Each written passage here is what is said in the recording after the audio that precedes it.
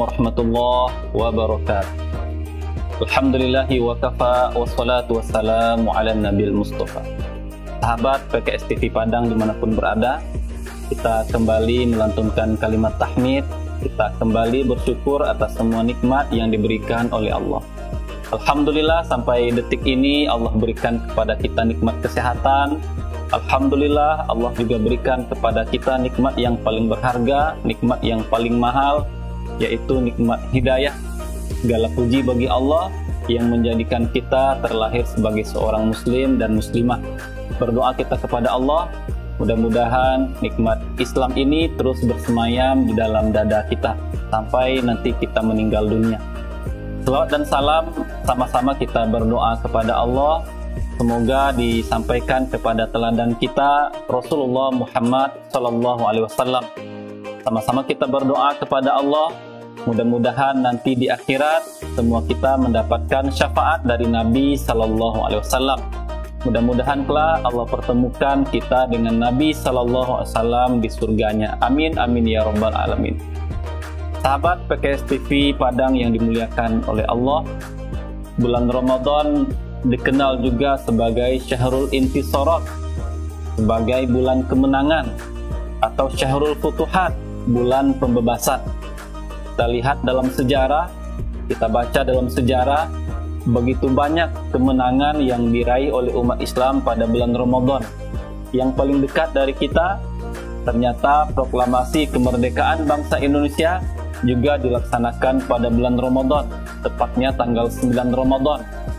Kemudian jika kita melihat di zaman Rasul SAW, perang Badar yang dimenangkan oleh kaum muslimin juga terjadi pada bulan Ramadan.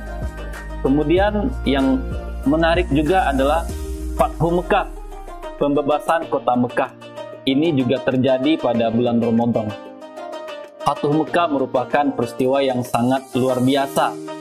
Bagaimana tidak, umat Islam yang ketika berada di kota Mekah begitu dilecehkan, begitu dihina, tapi seiring dengan perjalanan waktu, Nabi SAW akhirnya berhasil mendirikan negara Islam di Madinah. Nabi SAW punya pasukan yang selalu siap, yang selalu setia kepada Nabi SAW. Nabi SAW juga punya sahabat yang begitu mencintai beliau, yang selalu siap berkorban, berjuang bersama Nabi SAW. Maka Fathu Mekah yang terjadi pada tahun ke-8 setelah Hijrah ini menarik. Begitu banyak pelajaran, begitu banyak peristiwa berkesan yang ada pada peristiwa Fathu Mekah. Salah satu yang menarik adalah menjelang Nabi SAW masuk kota Mekah, paman beliau Abbas bin Abdul Muthalib berkata kepada Nabi SAW, "Wahai Rasulullah, sesungguhnya Abu Sufyan adalah seorang laki-laki yang menyukai sanjungan. Maka berilah Abu Sufyan itu sedikit sanjungan." Maka ketika Nabi SAW masuk kota Mekah, Nabi memanggil salah seorang sahabat dan menginstruksikan sahabat ini untuk berseru, siapa yang masuk ke Masjidil Haram, dia aman. Siapa yang masuk ke dalam rumah Abu Sufyan, dia aman.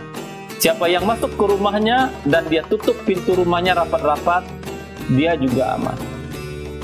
Sahabat PKS TV Padang yang dimuliakan oleh Allah, dari kata-kata Nabi SAW ini menarik untuk kita analisa. Siapa yang masuk Masjidil Haram aman, masuk ke rumah Abu Sufyan aman, masuk ke rumahnya dan dia menutup pintu rumahnya rapat-rapat, dia aman. Pelajaran menarik yang bisa kita ambil dari sini adalah kita boleh saja memberikan sesuatu kepada orang lain apa yang dia inginkan, selama yang kita berikan itu bukan sesuatu yang haram. Tetapi ketika sesuatu itu adalah hal yang haram, maka tidak boleh kita berikan. Coba kita lihat di sini. Abbas berkata kepada Nabi, Abu Sufyan dia menyukai sanjungan, dia suka dipuji. Maka untuk menarik hati Abu Sufyan, untuk mendapatkan simpati dari Abu Sufyan, Nabi berikan pujian kepada Abu Sufyan. Padahal sejatinya pujian itu juga tidak berarti sama sekali. Karena tidak perlu lagi sahabat masuk ke dalam rumah Abu Sufyan ketika mereka sudah aman di rumah mereka. Namun Nabi tetap sebutkan nama Abu Sufyan. Ini cara Nabi mengambil simpati, cara Nabi menarik hati Abu Sufyan. Maka dalam kehidupan ini Allah ciptakan kita dari bentuk fisik luar yang sama. Kepala kita bentuknya sama, tangan kita sama-sama dua, kaki kita sama-sama dua. Itu bentuk dari tampilan luar. Tapi sifat, karakter yang ada di dalam diri kita masing-masing itu tidak sama. Maka dalam kehidupan kita akan bertemu misalnya dengan orang yang ketika kita menyakiti mereka atau ketika kita bercanda dengan mereka, ada orang-orang yang sangat sulit untuk memaafkan. Kita sudah berkali-kali kita datang kepada mereka untuk minta maaf, tapi mereka sulit untuk memaafkan kita. Maka cara kita berinteraksi dengan orang seperti ini, jangan sampai mereka tersinggung dengan kita, jangan sampai kata-kata kita menyinggung mereka. Dan kita juga akan bertemu dalam kehidupan dengan orang yang misalnya tanpa sengaja kata-kata kita menyakiti mereka, kata-kata kita tidak pas di hati mereka, tapi mereka begitu mudah memaafkan kita. Ini tipe orang dalam kehidupan. Mungkin dalam kehidupan kita juga pernah bertemu dengan orang yang misalnya ketika mereka mengirim sesuatu di media sosial, kemudian kita tidak tanggapi, kita tidak berikan komentar, kita tidak share, kita tidak berikan like, dia marah dan kesal kepada kita. Maka cara kita bersikap terhadap orang yang seperti ini, selagi postingannya tidak mengandung yang haram, kita like, kita komen, dan kita share. Dan ada juga orang dalam kehidupan ini, orang-orang yang ketika mereka mengirimkan sesuatu di media sosial, mereka tidak peduli. Kita like, kita share, kita komen, mereka nggak peduli.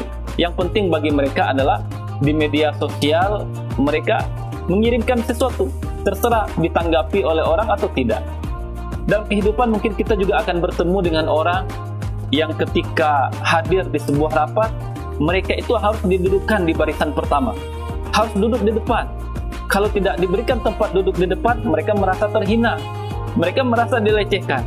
Maka untuk orang seperti ini, cara kita bersikap adalah kita tempatkan mereka di depan, kita tempatkan mereka di tempat duduk di saf-saf pertama.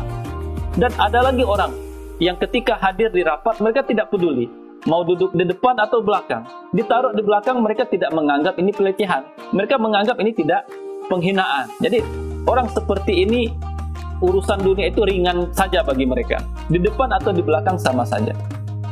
Mungkin dalam kehidupan kita juga akan bertemu dengan orang yang suka dan senang dipuji di hadapan orang ramai, senang kebaikan-kebaikannya kita sebut di hadapan orang banyak. Maka orang seperti ini perlu juga kebaikan-kebaikannya kita sebut di hadapan orang banyak. Sebaliknya, ada juga orang yang ketika kebaikan-kebaikan, kemudian jasa-jasa baiknya kita sebut di hadapan orang ramai, dia akan malu, dia tidak senang. Maka orang yang seperti ini, cara kita berinteraksi adalah tidak menyebut-nyebut kebaikan mereka di hadapan orang ramai. Maka para sahabat PKS TV Kota Padang yang dimuliakan Allah, salah satu cara terbaik dalam berinteraksi itu adalah memahami karakter setiap orang, kemudian kita perlakukan mereka sesuai dengan karakter mereka. Jika ini sudah kita lakukan, kita paham dengan karakter orang, kemudian kita perlakukan mereka sesuai dengan karakter mereka, ini adalah cara yang selamat untuk kita dan selamat untuk mereka dalam pergaulan. Barangkali ini yang bisa kita sampaikan. Terima kasih atas perhatian kita bersama. Wassalamualaikum warahmatullahi wabarakatuh.